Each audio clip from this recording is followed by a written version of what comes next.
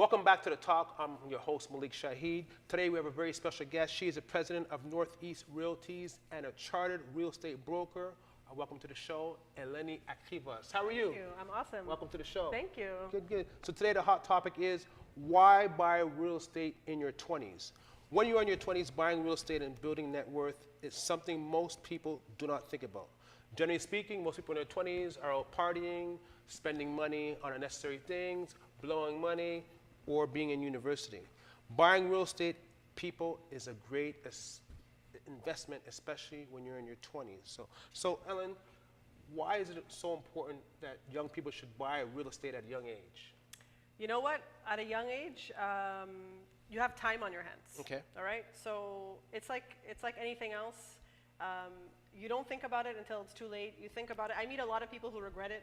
So I meet them in their 40s, and they're like, I was supposed to buy a property in my 20s, and I didn't because I wasted the money here and I did that, and they regret it. Yeah, I mean, and I'm not saying don't live your life and don't go and do other things. Mm-hmm. I'm just saying that starting at 18, I've already started talking to my kids about it.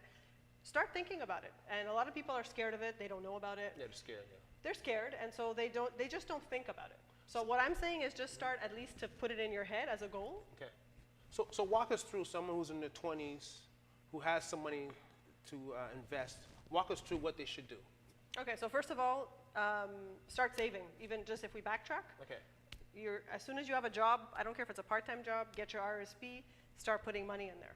Okay? Because if you don't, you're going to buy yourself a little car. Okay. You're going to spend the money. So right? Before you continue, explain the importance of RSPs and first-time home buying.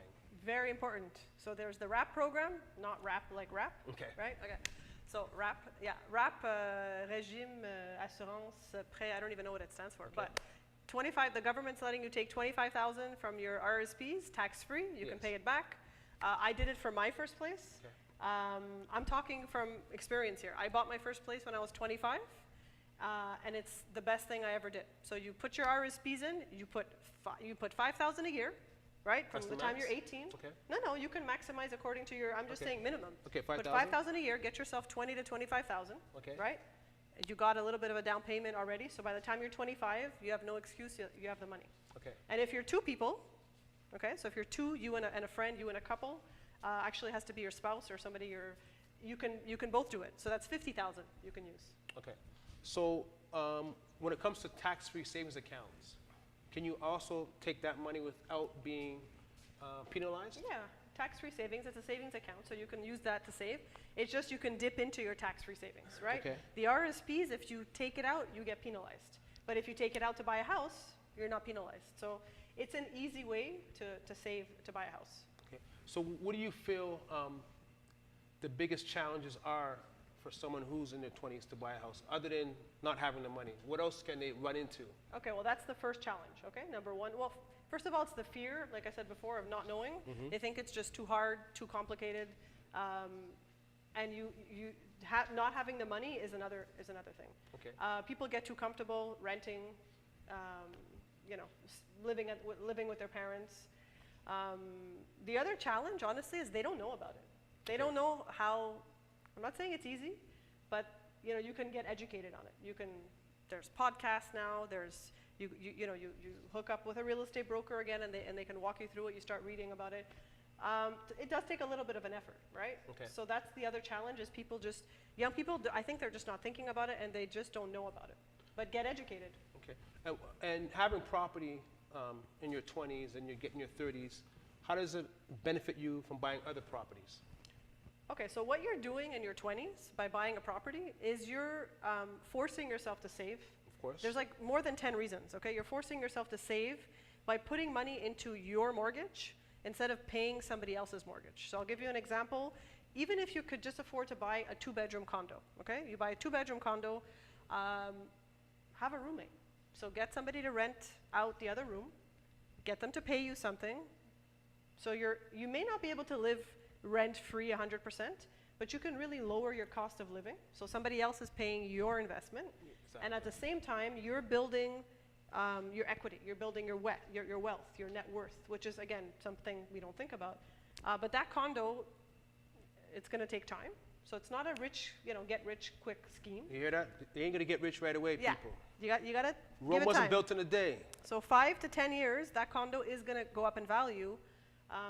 That's where you're going to be able to say, oh, okay, I want to buy myself something else. I could refinance, pull out the equity. I can keep it, keep renting it, right, and have a rental income, Yeah. and then I could use the equity. So equity is what builds into the property. So this Yes. is what I mean by savings. You're paying yourself, or you're paying the bank, but the bank is keeping it for you. You can then go back and borrow it and buy yourself something else. Now, you mentioned something interesting in terms of being able to save. How often is it that your property doesn't go up in value in Montreal and Les Alentours? It's not often. I mean, if you go back, there has been a couple of years, actually, that our market has stagnated a little bit. So, Stagnated, but not. yeah, not, it hasn't gone down. what- Historically, over time, it's like most investments. Okay. Like some investments really go down. Okay, it's an investment. Like, right? It's not going to go down like up and down like Bitcoin. No. Bitcoin's new. Bitcoin, like, what is Bitcoin? Okay. What is Bitcoin? What is people? Bitcoin? Next show, okay? Okay. But real estate typically it's what you call brick and mortar, okay? There's bricks, it doesn't go away, it's not in some, vault somewhere. It's the most stable investment you can think of. Most successful people, millionaire, billionaire, whatever you want to call them, they all own real estate. It's something that everybody has in common that does well. It's something you can use to invest in other things as well. So you can take your equity from your building and buy Bitcoin, people. Exactly. Great advice, inspiring.